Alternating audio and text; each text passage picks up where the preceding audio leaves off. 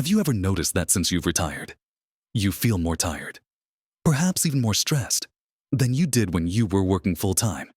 Isn't this supposed to be the time of long-awaited peace, relaxation, and finally, getting around to all those things you dreamt of for decades? What if I told you that for many of us, the very pursuit of this picture-perfect, active retirement is quietly, subtly, doing more harm than good?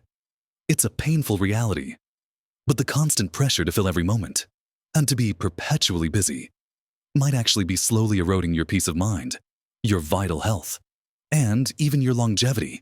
Many retirees find themselves trading one kind of relentless schedule for another, feeling as if they need to prove their value through constant activity.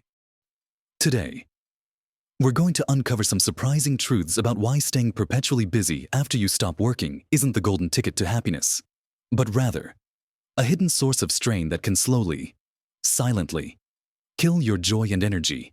We'll explore several profound shifts in perspective and some simple practices that can help you reclaim true peace, genuine joy, and vital health in your golden years, rather than succumbing to the pressure of perpetual motion. Make sure you watch right to the very end, because I've got something truly eye-opening that might just completely change how you view your retirement and the time you have ahead. Let's dive into the first crucial understanding, which is about the illusion of productive busyness and the often unseen cost of constant stimulation. For years, perhaps our entire adult lives, we've been conditioned to believe that being busy means being productive, important, and successful. It's ingrained in our culture, isn't it? From school to careers to raising families. Our worth often felt tied to how much we could juggle, how many tasks we could complete, how full our calendars were. When retirement comes knocking, many of us, without even realizing it, carry this deeply embedded mindset right into our golden years. We suddenly have all this newfound time, and there's a natural, almost instinctual urge to fill it. We join multiple clubs, volunteer for every committee, say yes to every social invitation, embark on ambitious home projects, or plan back-to-back trips. On the surface, it looks wonderful, doesn't it? A vibrant, engaged retiree, living life to the fullest. But beneath that bustling exterior, an insidious kind of stress can begin to brew. Think about it for a moment. All those commitments, even the enjoyable ones, require mental energy, planning, and often physical exertion. Your body and mind, after decades of structured work, are craving a different kind of rhythm, a chance to truly rest and recalibrate. But if you're constantly on the go, moving from one activity to the next, that vital space for genuine recuperation never truly opens up. This perpetual motion keeps your stress hormones, like cortisol, subtly elevated. You might not feel stressed in the traditional sense, but your body registers the constant demand. This can manifest in various ways: a persistent underlying fatigue you can't shake, restless sleep even when you're exhausted, a feeling of being perpetually rushed, even though you theoretically have all the time in the world, or even subtle digestive issues and a weakened immune system. It's as if you're running a silent marathon every day, without ever crossing a finish line or taking a real break. One real-life example I've seen countless times is the retiree who takes on so many volunteer roles that their week looks as packed as a CEO's. Or the couple who feels obligated to attend every single social gathering, even if they'd rather have a quiet evening at home.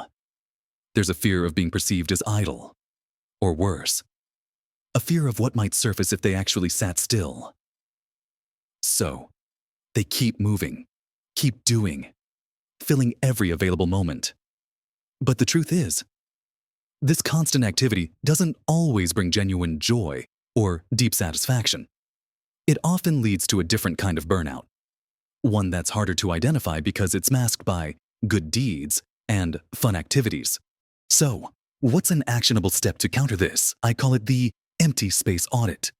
This isn't about clearing your entire calendar, but about consciously, intentionally, scheduling blocks of nothing. And I mean truly nothing.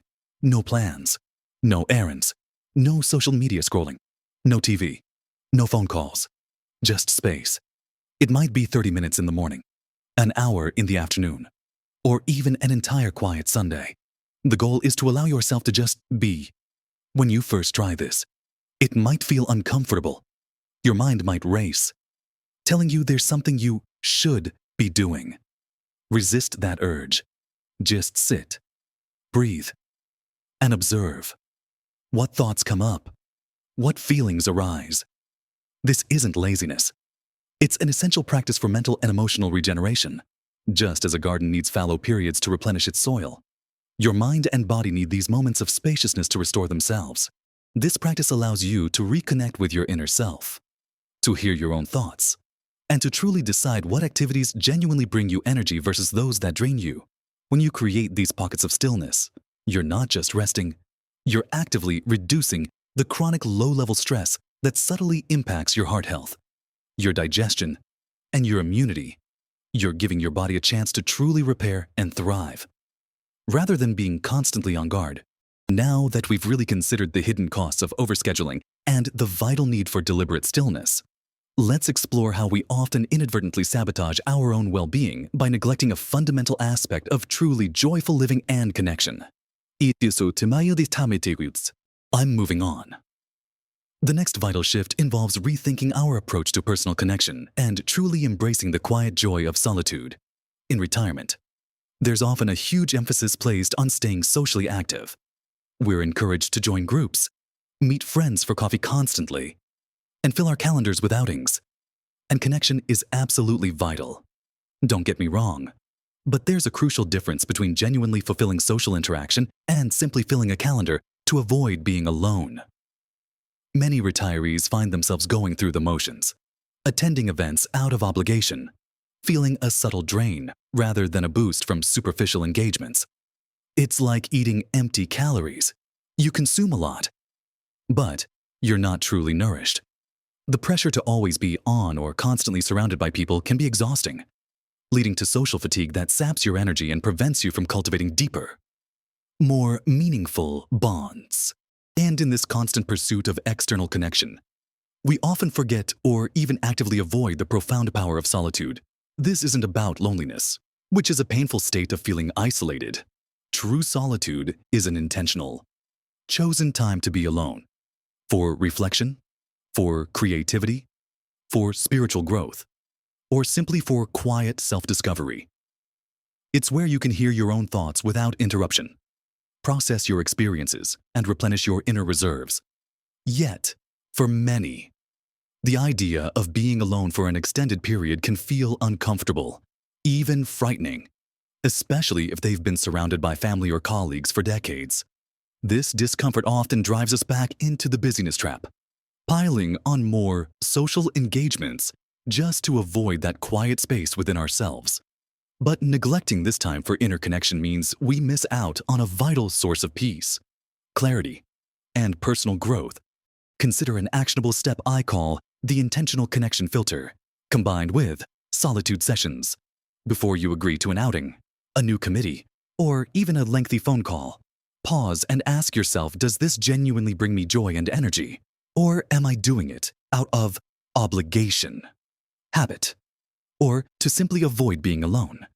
Be honest with yourself. It's perfectly okay to decline invitations that don't truly resonate, or to suggest a different time or format that feels more aligned with your energy. Perhaps instead of 3 coffee dates in a day, 1 deep, heartfelt conversation with a cherished friend is far more enriching. Then, actively schedule solitude sessions into your week. These could be 30 minutes of quiet reading, an hour spent meditating or simply observing nature in your garden or a local park, or even just sitting with a cup of tea, allowing your mind to wander without direction. This dedicated time alone isn't selfish. It's essential for reducing social exhaustion, fostering deeper, more authentic relationships when you do connect, and allowing your inner self to be replenished and heard. It's in these quiet moments that clarity often emerges, and you can truly discern what matters most to you, apart from external expectations.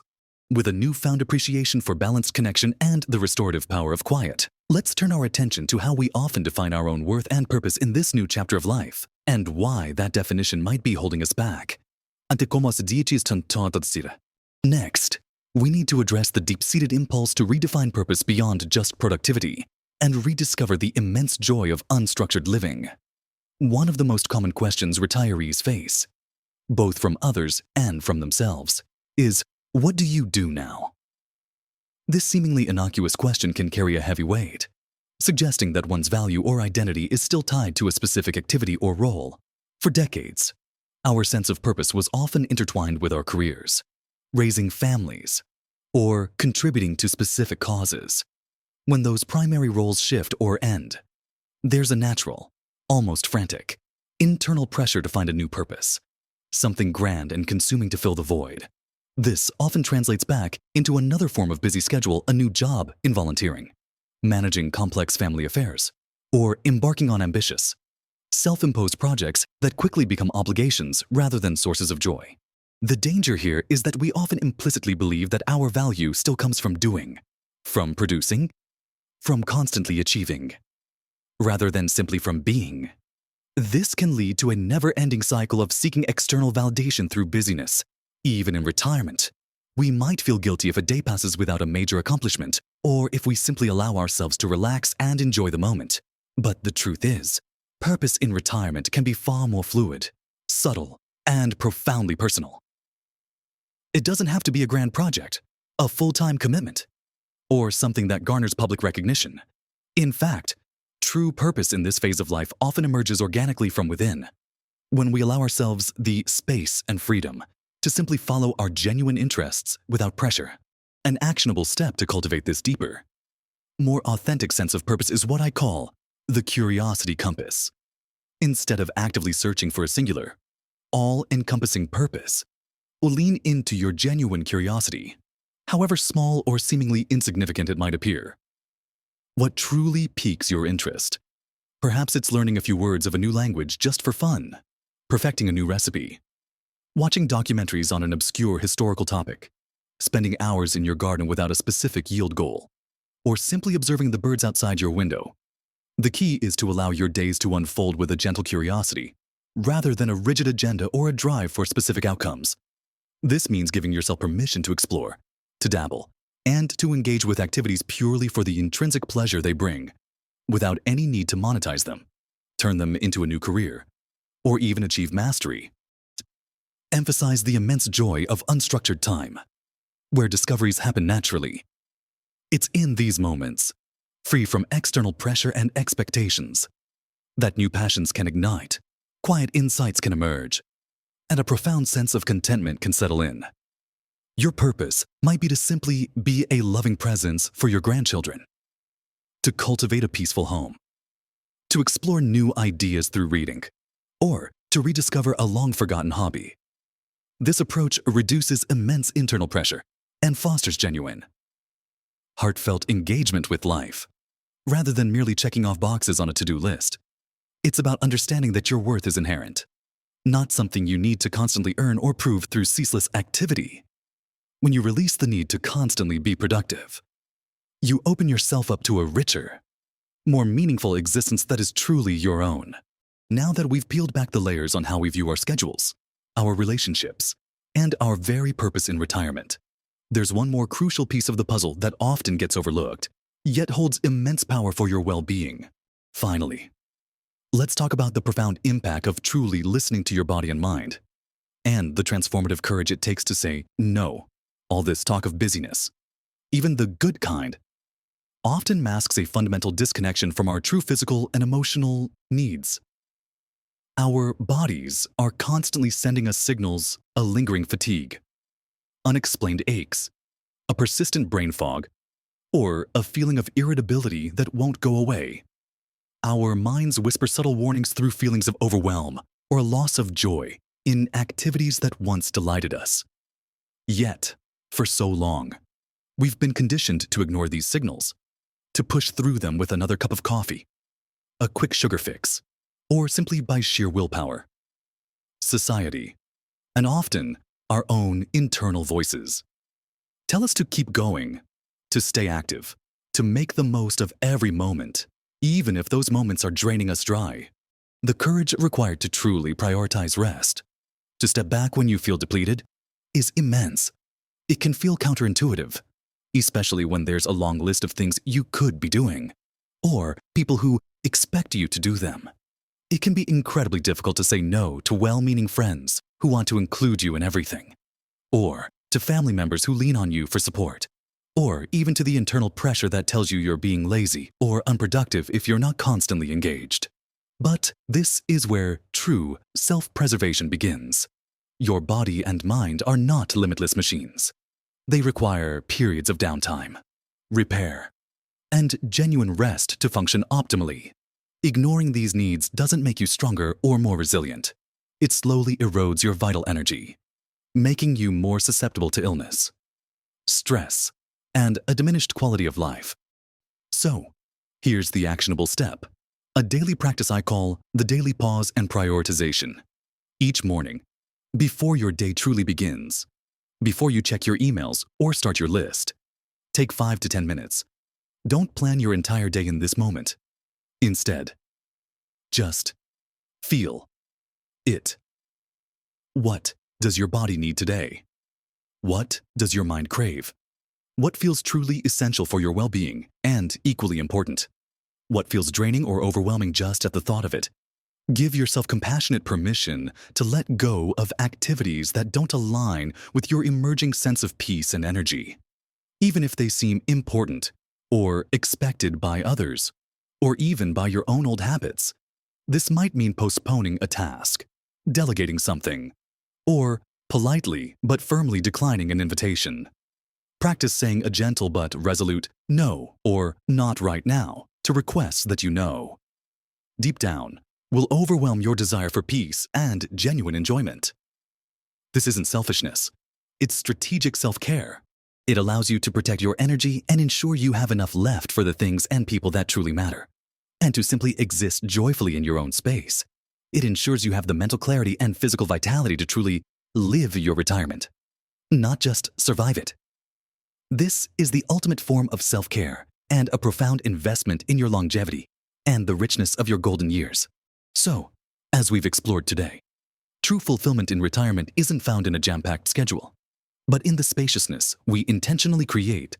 It's about auditing those empty spaces, cultivating genuine, nourishing connections while embracing the deeply restorative power of solitude, redefining purpose beyond perpetual productivity and achievement, and crucially, having the wisdom to listen to your body's subtle signals and the courage to say no to anything that steals your precious peace. Remember, dear friends, these aren't radical changes you need to implement overnight. They are gentle invitations to shift your perspective, to breathe a little deeper, and to remember that your worth, your value, and your joy are not measured by how busy you are. Small, intentional shifts, one day at a time, can lead to a profound transformation in your well-being, your happiness, and yes, your longevity. You've earned this time, and you deserve to enjoy it fully, authentically, and without the hidden strain of ceaseless activity. I'm so curious to hear from you. Have you ever felt this pressure to stay perpetually busy in retirement? What's one thing you're willing to try, starting today, to create more peace and less pressure in your life? Share your thoughts and experiences in the comments below. Your insights and shared stories truly help and inspire our entire community. If this conversation resonated with you, and you found even a glimmer of truth in what we've discussed, please give this video a thumbs up. It truly helps our channel grow and reach more wonderful people like you. And if you haven't already, consider subscribing so you don't miss out on our future discussions designed to help you live your very best life every single day. Thank you for spending this time with me today. Remember, your retirement is a precious gift. Cherish it, guard it, and fill it not with endless tasks, but with genuine joy, quiet moments, and the rich, fulfilling life you truly deserve. Live your best life at every age,